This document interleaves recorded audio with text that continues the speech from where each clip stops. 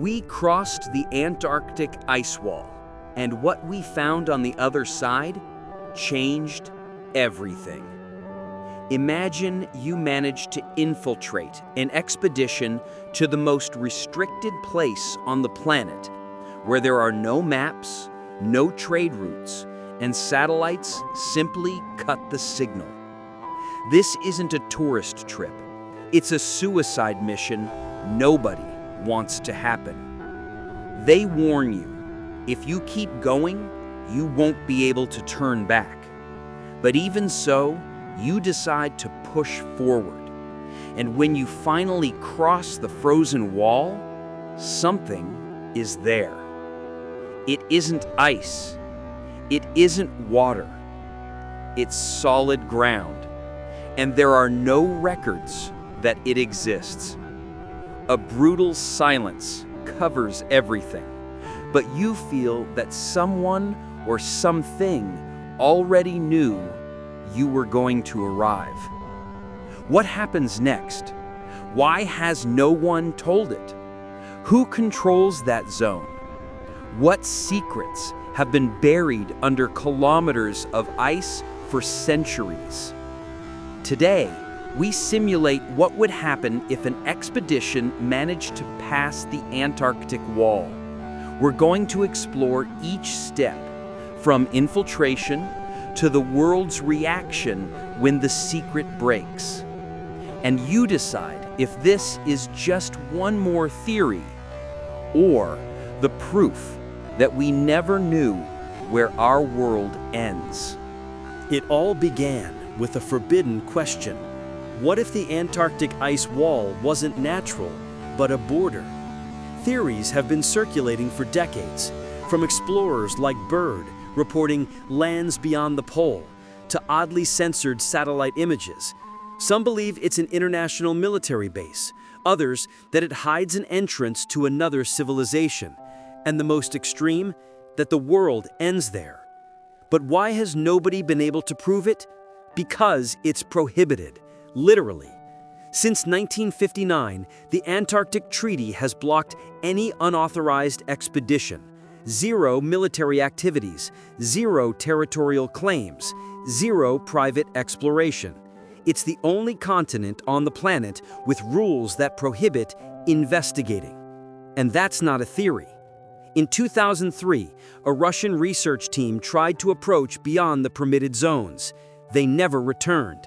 The official report, navigation system failure. But there was no rescue, just silence.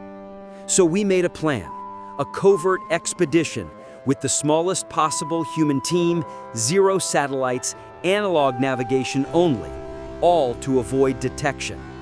The first challenge was the route, circling the continent without getting near US, Russian, British, or Chinese military bases. The coast is ringed by an ice belt up to 50 meters high, impassable for any standard ship. We needed an icebreaker, but without raising suspicions. Getting one without government ties was almost impossible. We also analyzed old imagery, fragments of declassified testimonies, and documents wiped from the web. What we saw was unsettling. Zones without climate tracking, shadows that defied explanation, even markings that looked like structures beneath the ice. And there was another problem, the weather. In winter, temperatures drop to minus 60 degrees Celsius. The wind can freeze your eyelids in seconds. But beyond the cold, there was fear. Fear of finding nothing, or worse, finding something we should never have seen. Then came the final piece, a former serviceman who'd been stationed at bases near the wall. He agreed to guide us, not for money, but because he had to show the world what he had seen. His voice didn't tremble, but his eyes did.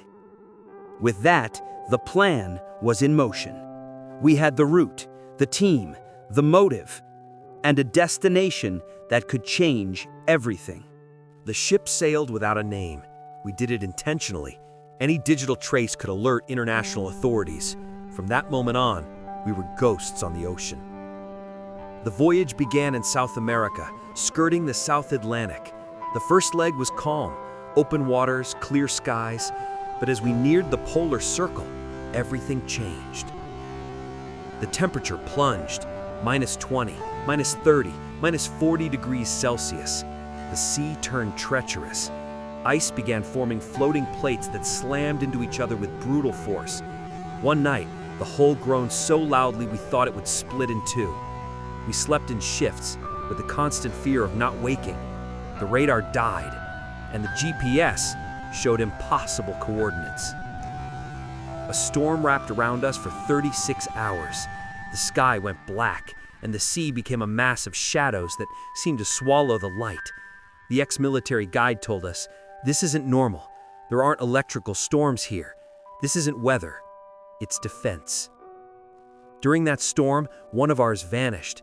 He didn't fall overboard, he simply wasn't there anymore. His bunk empty, his clothes intact, his communicator still on, but his voice never spoke again. When the storm finally passed, we saw the line on the horizon. It wasn't a mountain. It was a wall, a white ring that seemed endless. We were facing the ice wall. We approached in smaller boats, dodging floating blocks like mines. The ice stood more than 50 meters high. No ramps, no cracks, no paths. Just a smooth, frozen, endless rampart. The radio began to emit a constant hum, dense static, no voices, no signals, just noise, and a pattern every so often, as if someone or something knew we were there.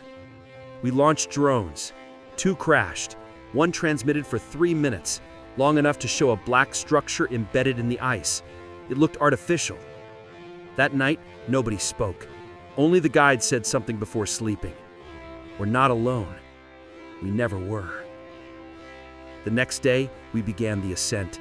We carried crampons, ice axes, ropes, and a mix of terror and adrenaline. Every step was a battle against cold and gravity. The ice creaked as if protesting each strike. One teammate froze on the spot, literally. Paralyzed by fear halfway up the face, unable to move, we had to leave him there. We could hear him breathing over the radio until it went silent. The wall seemed endless. With each stretch, the cold grew more aggressive. The altitude wasn't extreme, yet it felt as if the air were tainted, as if we didn't want to breathe it. The guide, for his part, seemed more focused than ever. He said he'd been there before, on a secret mission years ago, but he never crossed. They didn't let us that time. Halfway up, we found something buried in the ice, a rusted metal plate. No letters, just an engraved symbol, a circle with an X through it. The guide touched it and recoiled as if shocked. 3 hours later, we reached the top, and there we saw it. On the other side, there was no more ice. There was a valley, a different horizon, a place that shouldn't exist. On the far side of the wall, the silence was absolute. No wind, no echoes, no birds, only a sonic void that seemed to swallow our steps. The contrast was brutal. On the Antarctic side, deadly cold. On the other, dense, warm, almost humid air, as if we'd switched planets. We advanced with caution. The vegetation was low, reddish, with thick leaves that crunched like metal to the touch. None of it matched known species. No lichens, no moss, nothing like Earth. About 200 meters ahead, we found the impossible, an arch-shaped structure covered in carved symbols. They weren't letters, nor runes. They were patterns. The guide froze. He said he'd seen that symbol before, in a secret room beneath McMurdo Station. He said, "I thought they were markings from an experimental satellite." But no, they were warnings. We tried to film it, but the cameras wouldn't respond. The screen flashed a red code, not authorized. And then it sounded. A sharp, deep thud, as if a door had closed behind us. We ran back to the top of the wall, but it wasn't there anymore. The ice remained, but the passage we'd entered through had vanished. Only solid rock remained. We looked at each other without speaking. We knew what it meant. We were no longer on the known side of the world. The guide fell to his knees. He mumbled something we didn't understand. Then he shouted, "It's not a wall, it's a filter." We realized we were being watched, not by cameras, not by drones. It was something else, like a constant pressure at the back of the neck, as if every thought were being measured. One teammate began to bleed from the nose. Another lost the power of speech. And in the distance, a figure moved among the metallic trees. Animal? Human? Something else? We didn't know. And then we heard a sound no human had ever recorded. A whisper in a language that doesn't belong to this world. The guide tried to respond, but his mouth sealed, literally. The skin closed over his lips as if they had never existed. We froze. And we understood one thing. We crossed, but we shouldn't have. We moved forward, not knowing whether we could return or whether we wanted to.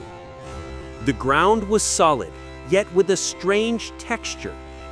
As we walked, it emitted a faint hum, as if it vibrated beneath our feet. The air had a smell, not of earth nor moisture, but of burnt electricity, of something we had never breathed. And then we saw it. A dome. Giant, transparent and opaque at once. It reflected the surroundings like liquid mirror.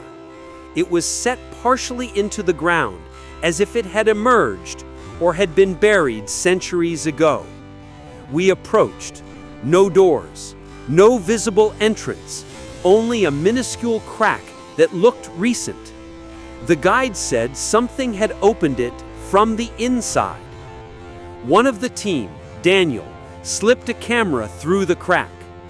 What we captured was the most shocking moment of the entire expedition. There was a city inside the dome, towers that defied physics, lights that floated with no apparent source, structures of impossible geometry, and movement. We saw figures, humanoids, tall, thin, almost translucent. They moved without moving their legs. They didn't walk, they floated. One of them stopped in front of the camera. It had no eyes, but we knew it was looking at us. Then the feed cut out. The camera melted, literally. The metal turned to liquid. We backed away, terrified. The guide said, "That city? It isn't from here, but it isn't new either. It was here before us." To the left of the dome stood a black stone obelisk. At its base, a map. It seemed to represent Earth, but with continents we didn't recognize. Some were larger, others shouldn't exist. One of them had a glowing red mark, and it was in the zone where the ice wall is now, as if that were the border of something bigger. For hours, we walked around that terrain. It was immense, like a contained, artificial ecosystem. We saw creatures, plants, structures, but everything seemed to be watching us. Watches stopped working. Compasses spun endlessly. The sun didn't move. One teammate lost his mind. He started running aimlessly, shouting that time had reversed. We never saw him again. The guide collapsed. He began convulsing. In his pocket, he carried a note. "If you get this far, do not speak. Do not record. Just look and wait." We sat down. No one spoke. No one moved. And then we heard voices. Not in the air, inside our heads. They spoke our language, but with a voice that wasn't human. They said, "You did not cross. You were brought. It isn't time yet. Remember, or you will not leave." Each word hurt like a knife in the skull. We tried to answer. Only air came out. One of us cried without tears. Another began speaking languages he didn't know. And the ground began to shake. A white flash, and we were back on the ship. But the guide was gone, and the dome was nowhere to be seen. Only the radar showed the impossible. We were thousands of kilometers from where we'd been. In seconds. Returning didn't mean we were safe. As soon as we reached port, the team fell apart.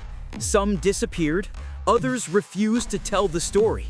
Only 3 of us remained, and none of us was well. One didn't speak. He only drew the same symbol over and over, a circle with an X through it. Another began hearing voices even in his sleep. I recorded everything I remembered, and I posted it. The video lasted just 43 minutes online. Hundreds of thousands saw it. It went viral in forums, networks, closed groups. But then, everything disappeared. Accounts were suspended, backups corrupted. Even physical copies stopped playing. Entire files turned blank. 3 days later, 2 men visited us. No insignias, no names. They said they came to protect us. They made us sign documents we didn't understand. After that, I never saw the other 2 again. A week later, a joint statement appeared from NASA, ESA, and Roscosmos. They said that civilian activity in restricted Antarctic zones compromises international security. Nothing more. But the strangest part was what happened online. Thousands of people began reporting dreams with floating figures, giant domes, impossible maps, all identical to what we saw. We never shared those images. Coincidence? Or was it them? The scientific community split. Some demanded global investigations be opened. Others dismissed it as collective hallucination. Theories about gases, optical illusions, isolation experiments, but no one could explain how we crossed the wall or why we reappeared thousands of kilometers away without any navigation record. Then a new theory emerged. We didn't cross outward, but inward, as if the wall didn't mark the end of the world, but the beginning of another, an older one, more intelligent, more patient. The last thing I heard about the guide, or about someone claiming to be him, I received an envelope with no return address. Inside, just 1 page, with a handwritten sentence. Remember what you saw, because they've already started to erase. Maybe we should never have crossed that wall. Maybe it was a warning, not a border. A final line that wasn't meant to be touched. But we did. And although we came back, something changed. Not only in us, in the world, in the way we see it, in the certainty that beyond the ice, there is something that doesn't fit, something that was always there, waiting. Who put it there? Are they watching us? Are they asleep? Are we part of an experiment? These questions have no answer. And maybe they never will. Or maybe they do, but not for us. Since I returned, I've noticed things. Small things, but constant. Lights in the sky that weren't there before. Silences in the radio signal. And that persistent feeling that someone else is listening when I talk about this. One night, I tried to write everything down on paper. The next morning, the pages were blank. The map we saw in there won't leave my mind. That red mark. That non-existent continent. That symbol. Sometimes I dream of it. Sometimes I wake up with a nosebleed. And when I try to remember, something stops me. But there's one thing I do know. The wall is there. And it isn't just ice. It's memory. It's containment. It's a threshold. A border that divides two realities. A line someone drew so we would never cross it. And even if they try to erase everything, even if they change the maps, silence the voices, destroy the evidence, they can't erase what we've already seen. And now you've seen it too. Now this story isn't just ours, it's yours. And if something happens to me, if this recording disappears, it's your duty to remember it. Because when the time comes, and it will, they'll want you to believe it was a mistake, a hallucination, a hoax. But it wasn't. It was real. And only one question remains. Would you cross?